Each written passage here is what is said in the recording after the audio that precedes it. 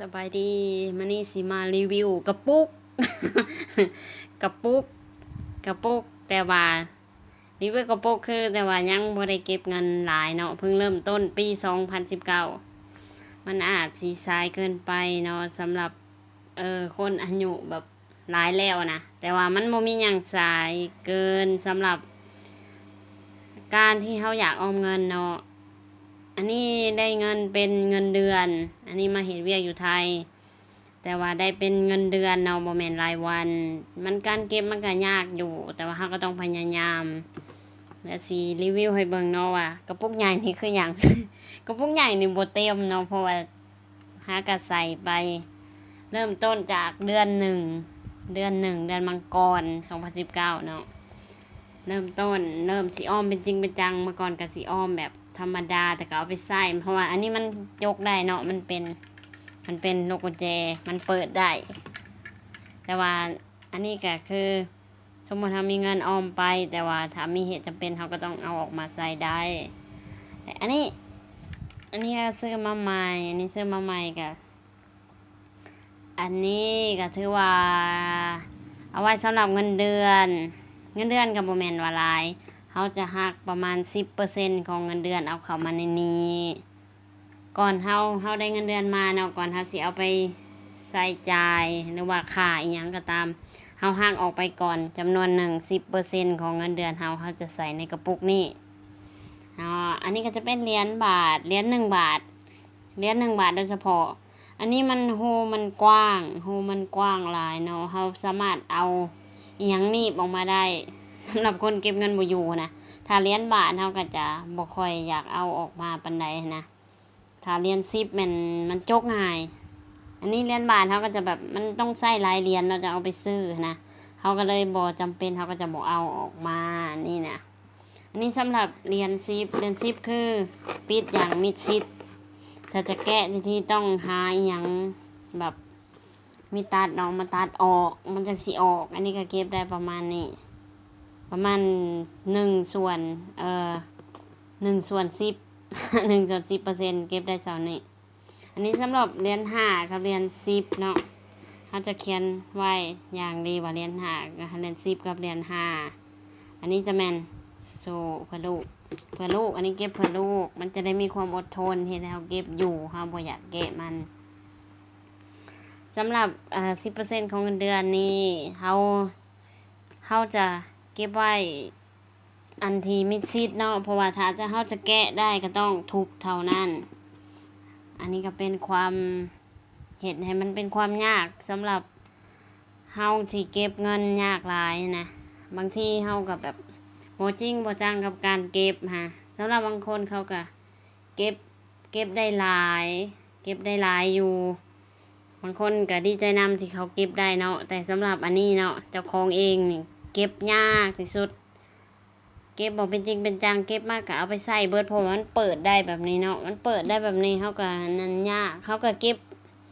บบ่ค่อยอยู่นะมีแต่จกไปใส่เวลาขาดเคินนั่นน่ะอันนี้เฮาจะซอยแยกไว้อันนี้สำหรับ 10% ของเงินเดือนที่เฮาบ่สามารถแก้ได้นอกจากถึงกำหนดเฮาจำเป็นสุดๆแต่ก็ลองเบิ่งสิเก็บไปได้จากเดือนแต่สิมารีวิวให้เบิ่งอีกเทื่อนึงอันนี้ก็คือเป็นบทเรียนสำหรับคนเก็บเงินบ่ค่อยอยู่เลยอันนี้เนาะอันนี้มันก็เป็นอันนี้มันก็คือเป็นนี่แก้ได้ค่ะมันจะมีกุญแจเปิดให้เบิ่งว่ามันเก็บอิหยังแหน่ถ้าก็เก็บมาหมดเท่าใดเฮาก็จะอันนี้ไว้สำหรับเงินเก็บที่เปิดออกมาใช้ได้แต่เฮาก็ต้องอดทนในการเก็บอย่างสูงเพราะว่าคนมนุษย์เงินเดือนอย่างเฮาเนาะบางทีเฮาก็ใช้แบบให้พ่อแม่ให้แบบครอบครัวนี่ถ้ามีลูกคือเจ้าของนี่ก็จะแบบค่านมลูกบ่ค่าแพมเพิร์สค่าหยังค่านี่เฮาก็จะเก็บได้บ่หลายแต่ถ้าเฮาตั้งใจเก็บหลายๆเดือนมันก็คือสิได้อยู่ลองเบิ่งแล้วมื้อใดเปิดแล้วสิมาให้เบิ่งอีกเทื่อนึงอันนี้คือเงินเก็บนี่ก็บ่หลายดอกส่วนหลายอั อันนี้คือเงินอ่างเป้าในเงินเก็บในเขาจะเลิกแต่ใบใหม่ๆเนาะเพื่อให้การเป็นการหลอกตัวเองว่าบอกให้ใส่ใบใหม่เสียดายแบบสินะมันคือการหลอกตัวเองนำเฮดซี่เขาจังพอเก็บเงินได้เด้เฮ้ยบอกให้เดิมแม่บ้านยกใหม่ต้องเห็ดแบบนี้สำหรับคนที่เก็บเงินบ่ได้เขามีเงิน5 บาท10 บาทถ้าสิแยกก็ได้แยกแบบ1 บาท2 บาท5 บาท10 บาทสิก็ได้มันจังเห็ดให้เฮามีแรงบันดาลใจที่จะเก็บเงินต่อไปหั้นนะมานี่แม่บ้านเฮ็ดงานบ้านเนาะว่างๆก็เลยมาอัดคลิปให้เบิ่งว่าคิดไว้หลายปีแล้วแต่มันก็บ่มีแบบความคิดจริงๆจังๆสักทีเนาะที่จะมาเฮ็ดแบบว่า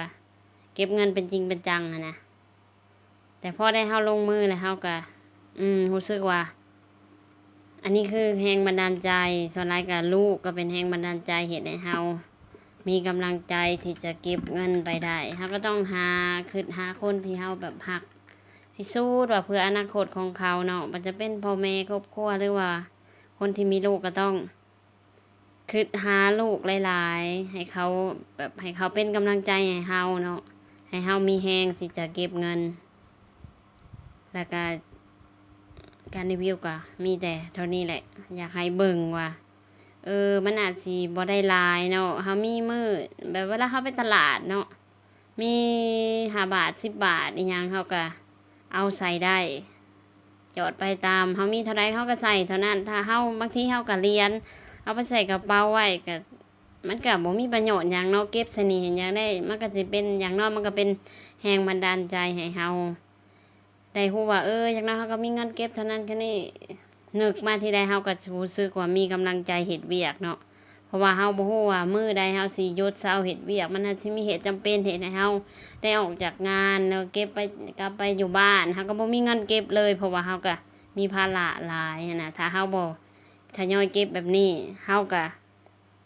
สิบ่มีเงินเก็บเลยเฮ็ดมาแล้วมาเป็น10 ปี20 ปีก็สิบ่มีเงินเก็บเนาะอันนี้เฮาก็สิเริ่มต้นแล้วลองเบิ่งว่าแบบท้ายปีเนาะ2019นี่แล้วค่อยมาเบิ่งกันอีกทีหนึ่งถ้าติดตามนี่เด้อ